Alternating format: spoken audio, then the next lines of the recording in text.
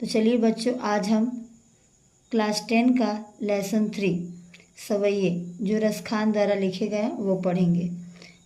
रसखान का जन्म 1548 ईस्वी और निधन 1628 ईस्वी में हुआ।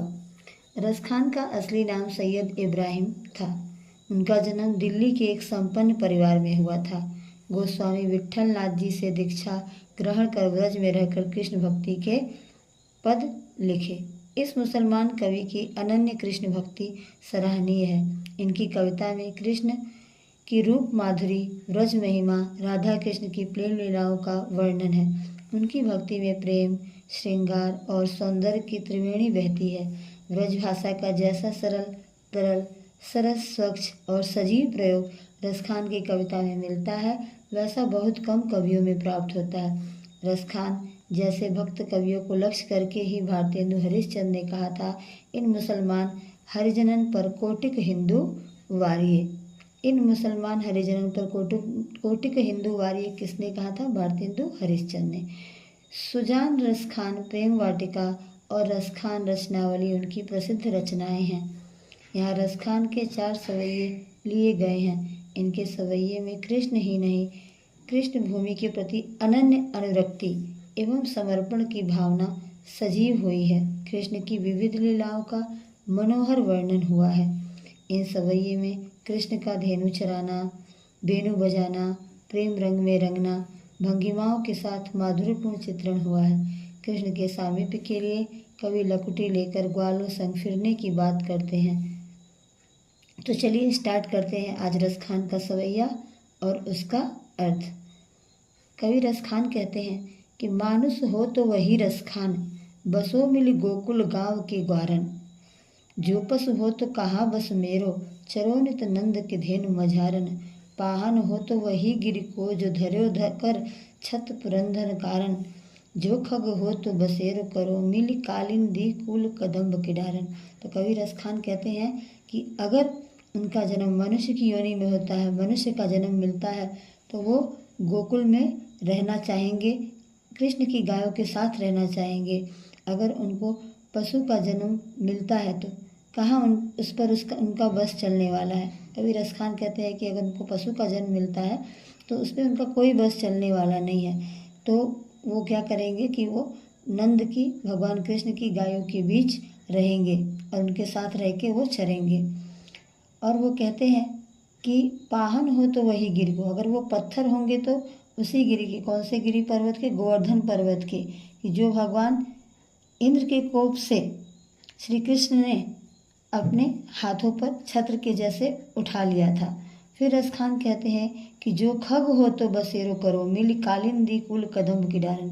कि अगर वो पक्षी होते हैं, अगर उनका जन्म पक्षी की योनि में होता है तो कालिंदी कुल मतलब यमुना नदी के किनारे वो कदम के डाल पर अन्य पक्षियों के साथ रहेंगे। तो चलिए अब सेकंड पैराग्राफ समझते हैं। या लकुटी अरु कांवरी या पर राजति हो पुर को तज डारो। आठो सिद्धि नवो निधि को सुख, नंद के धेनु चराय बिसारो।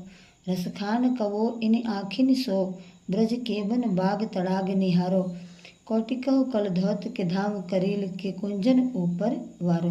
तो कवि रसखान कहते हैं कि या लकुटी मतलब क्या होता है? लाठी।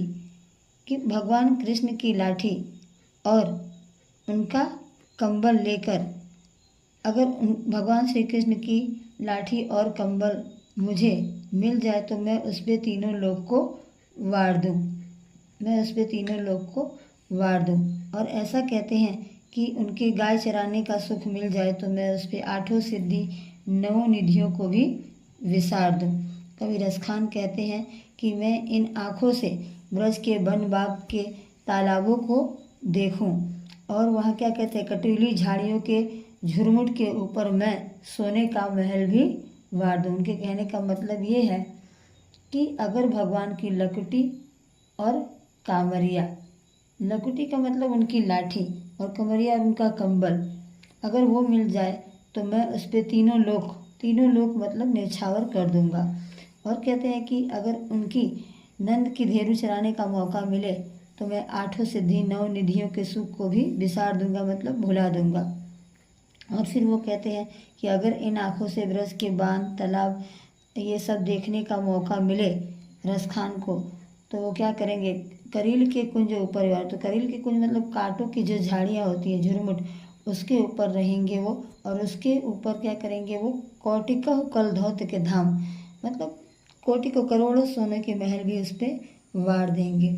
जा दिन ते वह नंद की छोहरो, यावन धेन चराई गयो है, मोहन तानन गोधन गाय के बैन बजाए रिझाए गयो है। रसखान कहते हैं कि जिस दिन से वो नंद के छोरे यहाँ पे गायों को चराए गए हैं, मोहन तानन गोधन गाय के, ऐसा लगता है कि वो कुछ उन्होंने जादू टोना कर दिया, बेन बजाए के रिझाए गए, अपनी बांसुरी बजाकर वो गायों को रिझा गए हैं। ताहि घरे कुछ टोना सोको रसखान ही में समाये गए। और कवि कहते हैं कि ऐसा लगता है उन्होंने ऐसा जादू टोना कर दिया है सबके ऊपर कि भगवान कृष्ण जो है सबके हृदय में समा गए हैं। को न काहो की कानी करे, को न काहो की कानी करे मतलब कोई भी किसी का फिक्र नहीं करता है। सगरो ब्रज वीर बिकाई गया, ऐसा लगता है कि सारा ब्रज जो है वो जो है बिक गया है, वो उन पर न्यौछावर हो गया है।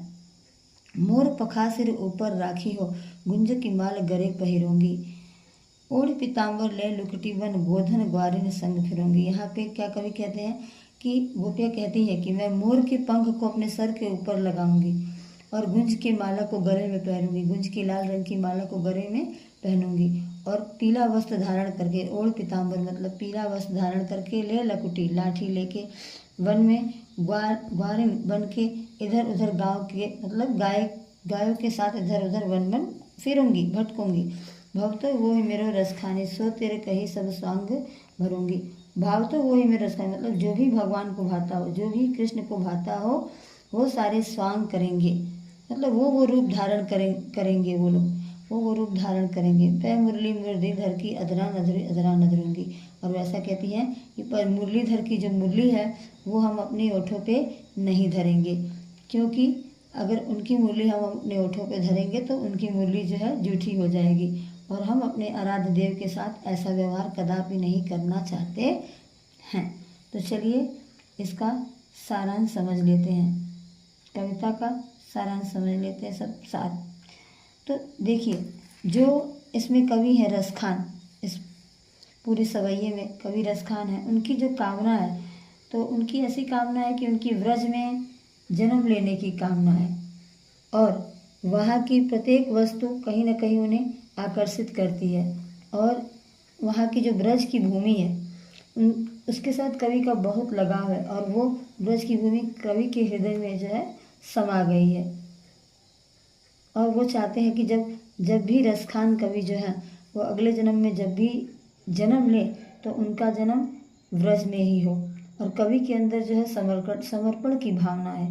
कवि रसखान कृष्ण के प्रति अपने अद्भुत प्रेम का प्रदर्शन करते हैं, और वे ब्रजभूमि के प्रति बहुत ही ज़्यादा आकर्षित भी हैं, और उसकी झलक पाने के लिए अपना सारा सुख वैभव तीनों लोगों को सब कुछ त्यागने को वो तैयार हैं। श्री कृष्ण भगवान के निकट रहने की इच्छा व्यक्त करते हैं, और जन जन के दिल में नंद जी का छोरा भगवान श्री कृष्ण जो है वो अपने मनमोहक हाव भाव से ब्रजवासियों पर लगता है कि जैसा कोई उन्होंने जादू टोना कर दिया। उन लोगों के दिलों में भगवान श्री कृष्ण समा गए, सारा व्रज उनका दीवाना हो गया है।